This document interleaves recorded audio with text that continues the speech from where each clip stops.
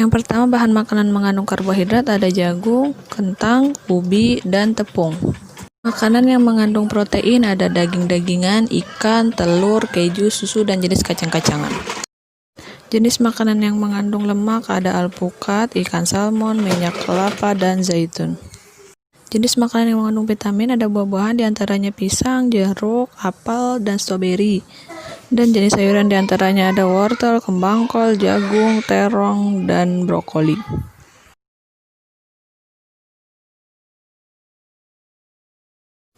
Dua, pengelompokan sayur. Tujuan dapat mengelompokkan sayur berdasarkan macamnya. Jenis sayuran daun diantaranya ada kangkung, bayam, seledri, pakcoy, dan sebagainya. Jenis sayuran buah ada tomat, jeruk nipis, terong, timun, cabai, dan pare. Jenis sayuran akar atau umbi diantaranya ada lobak, wortel, bawang bombay, dan kentang. Jenis sayuran kacang-kacangan ada buncis dan kacang polong. Dan jenis sayuran tunas ada kembang kol dan kecambah. Kesimpulan, bahan makanan berupa sayuran dapat dikelompokkan menjadi 5 kelompok, yaitu sayuran daun, sayuran buah, sayuran umbi akar, sayuran kacang-kacangan, dan sayuran tunas.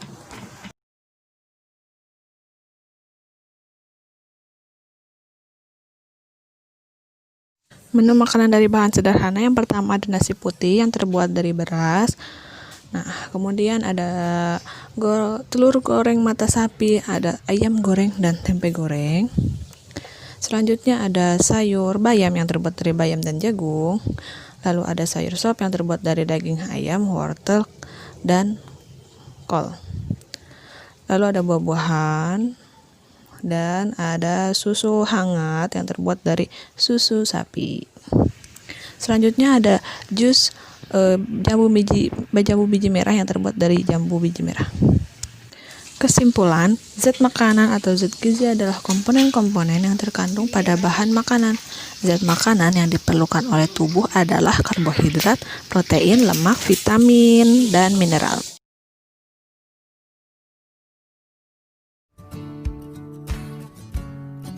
Ada biskuit, Videoin teh. ada margarin, ada daging, ada nasi, ada tahu, dan ada kentang. Nah, berarti definisinya gula pasir. Gula pasir tetap ya berwarna coklat, berarti tidak berubah warna. Nah, lalu biskuit. Biskuit dapat kita lihat di sini berubah warna menjadi biru ya, biru agak ke hitam-hitaman. Nah, biskuit juga mengandung karbohidrat. Lalu tempe. Tempe tidak berubah warna ya, berarti tidak mengandung karbohidrat. Terus margarin tetap pada warna coklat, yaitu warna betadine itu sendiri, berarti tidak ada zat karbohidrat. Nah, lalu daging di sini tidak berubah ya, karena warna betadinnya masih terlihat.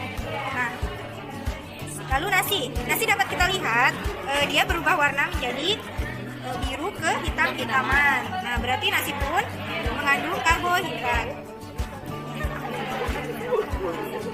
Lalu tahu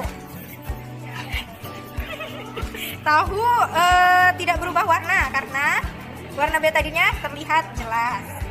Kentang ini harus begitu guys. Kentang itu berbeda itu. Nah, kentang agak berubah ya, soalnya terlihat agak ke biru-biruan, berarti kentang pun mengandung karbohidrat. Penguji cobaan lemak di sini terdapat margarin, pepaya, kacang, seledri, singkong, kemiri, jagung, wortel, santan, dan kertas berwarna coklat. Kita akan menguji apakah air atau minyak goreng mengandung lemak atau tidak. Kertas coklat seperti ini, minyak secukupnya atau minyak goreng secukupnya seperti ini, taruh di kertas coklat. Setelah kertas didiamkan selama 10 menit. proses coklat yang tadi ditetesi air tidak meninggalkan bekas atau mengering. Kertas coklat yang tadi kita tetesi minyak goreng meninggalkan bekas.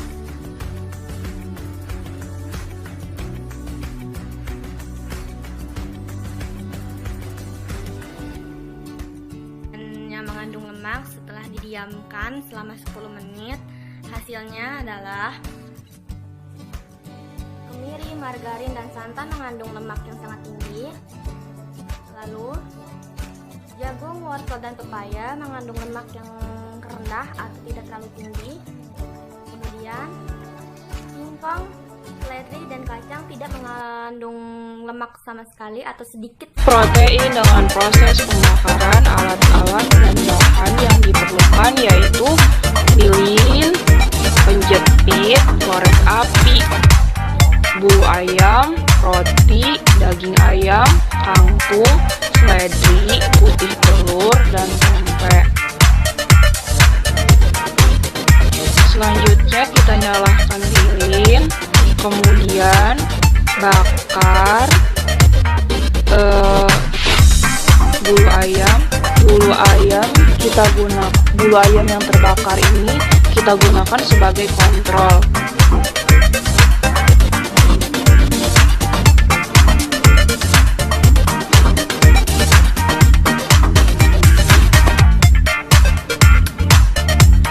Kemudian selanjutnya setelah bulu ayam dibakar, peran bulu ayam ini sebagai kontrol, kemudian kita bakar satu persatu bahan yang akan diuji di atas lilin yang menyala, yaitu seledri,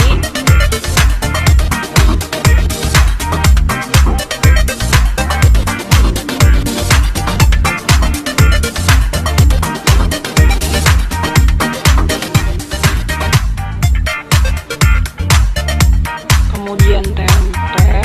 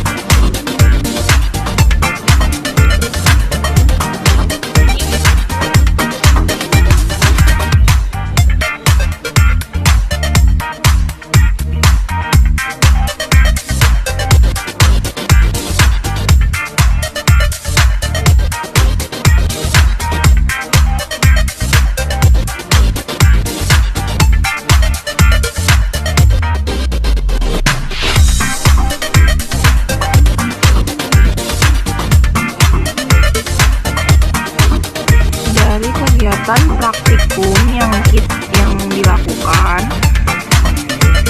makanan yang mengandung protein yaitu bulu ayam, putih telur, tempe, daging ayam, dan seledri.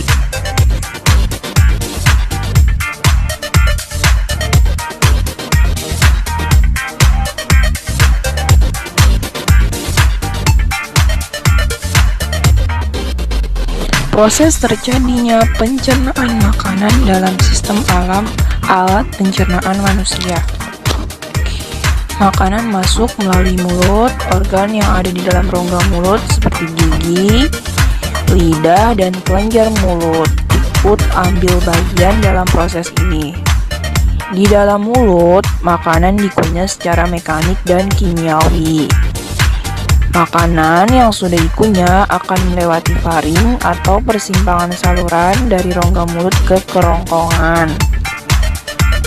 Setelah melewati faring, makanan kemudian masuk ke kerongkongan. Di dalam kerongkongan, makanan akan didorong menuju lambung. Gerakan ini disebut gerakan peristaltik. Setelah sampai ke lambung, makanan akan diolah secara kimiawi dan mekanik. Secara kimiawi, makanan dicerna oleh asam lambung, enzim pepsin, dan renin. Secara mekanik, makanan akan diremas-remas di dalam lambung. Nah, dari lambung, makanan akan didorong ke usus halus. Di dalam usus halus, sari-sari makanan diserap. Nah, setelah dari usus halus, makanan akan didorong ke dalam usus besar. Fungsi usus besar adalah tempat untuk menyerap air dan mineral dari sisa-sisa makanan. Nah, setelah itu makanan yang sudah dicerna akan dikeluarkan melalui anus.